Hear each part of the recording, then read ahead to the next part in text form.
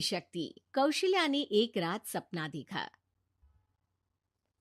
कौशल्या राजपूत, तुमने किए हैं जीवन में अच्छे अच्छे कर्म, इसलिए अब से जब तुम चाहो गायब हो सकती हो, जिसके लिए तुमको सिर्फ चुटकी बजानी होगी और चुटकी बजाते ही तुम गायब।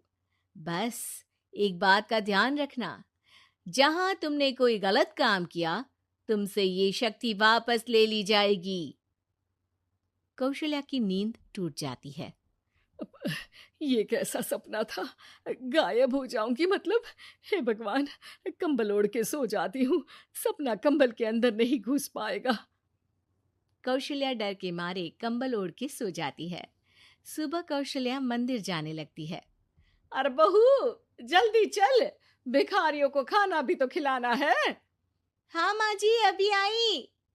आज तो खीर और पूरी बने हैं, सब खुश हो जाएंगे। दोनों सास बहू कार से खाने का सामान लेकर मंदिर पहुंचते हैं और भगवान की आराधना के बाद मंदिर के बाहर बैठी भिखारियों को खाना खिलाने लगते हैं। दीदी, आप हर हफ्ते आते हो, इतना सारा करते हो हम लोगों के लिए। मैं आपके लिए रोज अलग से दुआ मांगता हूँ। ये तो फर्ज है हमारा। दीदी, थोड़ी पैसों की मदद हो जाती तो अच्छा होता। बड़े चौराहे पे मेरी बीवी भीख मांगती है, उसका इलाज करवाना है, 100-200 रुपए लग जाएंगे। कौशल्या उसी वक्त भिखारी को 500 का नोट दे देती है और दोनों सास बहू वहां से लौटने लगती हैं। तभी कौशल्या को कोई शंका होती है। अब बहू रुक, तो मैं अभी आई। कौशल्या वापस वहीं जाती है तो देखती है कि भिखारी वहां है ही नहीं। कौशल्या को रात का सपना याद आता है। वो चुटकी बजा के गायब हो जाती है और सीधे भिखारी के पास पहुंचती है, पर भिखारी को वो दिखाई नहीं देती। कौशल्या देखती है कि भिखारी उन पैसों से शराब खरीद रहा है और कौशल्या उसे वहीं एक चाटा मारती है। अरे कौन है बे? एक और चाटा पड़ता है। अरे कौन है? कौन है? हिम्मत है तो सामने आओ। भिखारी को झूठ बोलने पर तड़ातड़ चांटे पड़ते हैं। वो वहां से भाग खड़ा होता है।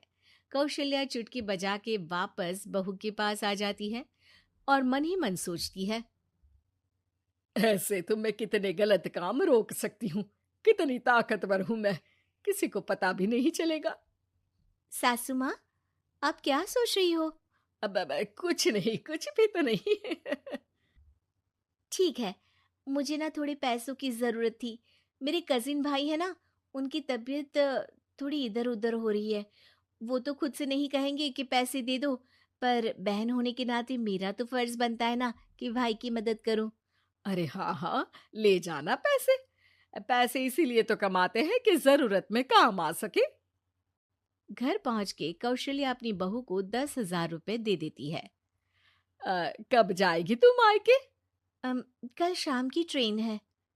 दोनों काम में लग जाती हैं। तभी काम वाली दीदी वहां आती है।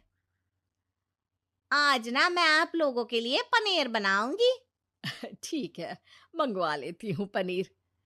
पड़ोस की दुकान वाला पनीर दे जाता है और काम वाली बाई पनीर से रेसिपी बनाने लगती है।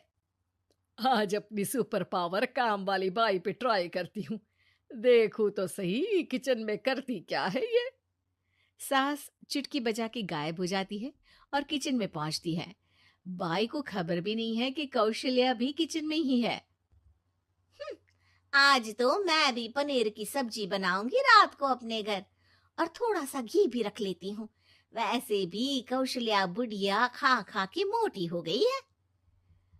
कौशल्या बाई की चोरी पकड़ लेती है और गुस्से में बाई की चोटी ऊपर उठा देती है।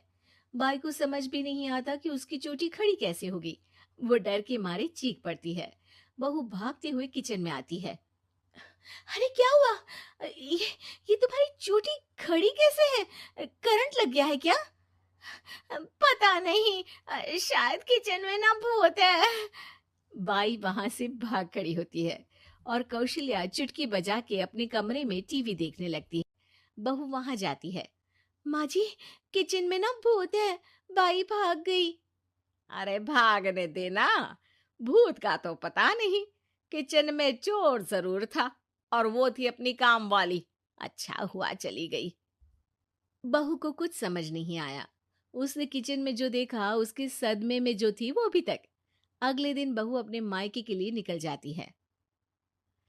कहीं भिखारी और काम वाली की तरह बहू भी तो मुझे धोखा नहीं दे रही। अरे कहीं वो पैसे ले जाके शॉपिंग तो नहीं करने वाली ना।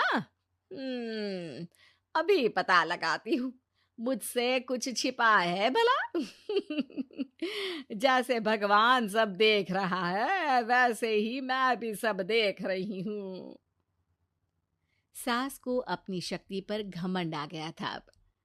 वो अब अच्छे काम करने की जगह अपनी शक्ति का इस्तेमाल खुद का शक मिटाने के लिए कर रही थी। वो चुटकी बजाती ही बहू के मायके चली जाती है। भैया, आपने बताया क्यों नहीं कि इतनी तबीयत खराब है? अरे तेरी सास बूढ़ी हो गई है, इतना भला काम करती है, उनकी मदद कौन करता है? यहाँ तो और भी लोग हैं ना। भैया, मेरे पास कुछ पैसे हैं। आप दूसरे डॉक्टर को दिखा दीजिए ना। अरे मुझे लगता है कि मेरा टाइम आ गया है, मुझे जाना होगा। कमरे में भाई की आत्मा को लेने यमदूत आ चुके थे। कौशल्या भले ही किसी को नहीं दिख रही थी, पर यमदूत ने उसे देख लिया। यही आत्मा है शायद, परछाई दिख रही है, पहले ही तैयार खड़ी है।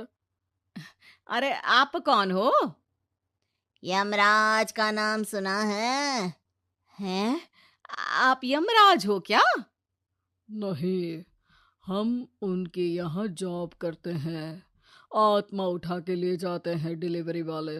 चलो अब तुम्हारा टाइम पूरा हो गया। अरे आप शायद ना वो बिस्तर पर पड़े आदमी की आत्मा को लेने आए हो। मैं तो बस यहाँ देखने आई थी कि मेरी बहू कहीं मुझसे पैसे लेकर शॉपिंग करने तो नहीं चली गई ना। मतलब तुम्हारे पास शक्ति है गायब होने वाली? हाँ। तुम ऐसे तुच्छ काम में उपयोग कर रही हो ऐसी दिव्य शक्ति का। अब तो तुमको ही लेके जाऊंगा। अरे नहीं नहीं, कल मुझे किटी पार्टी में भी तो जाना है। अब नरक में ही करना किटी पार्टी। नहीं नहीं नहीं। 3 बार नहीं क्यों बोल रही हो? टीवी सीरियल चल रहा है क्या एकता कपूर का?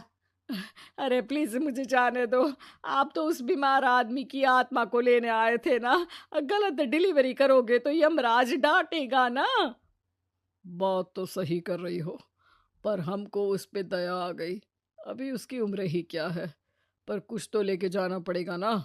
एक काम करो, अपनी शक्ति दे दो, गायब होने वाली। हैं? अरे क्यों?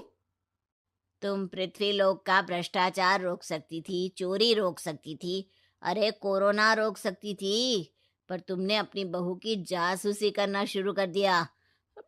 अरे लेकिन किंतु परंतु।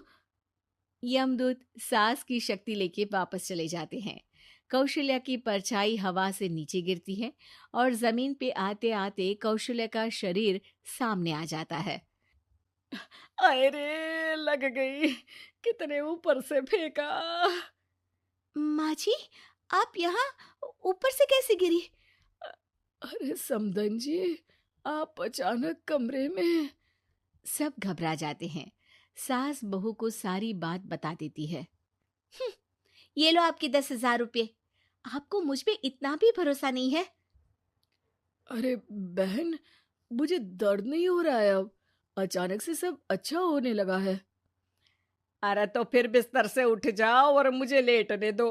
गिरी हूं ऊपर से तो पूरा बदन दुख रहा है। भाई को तो यमदूत ठीक करके जाते हैं, पर कौशल्या देवी दर्द के मारे बिस्तर पर आ जाती हैं।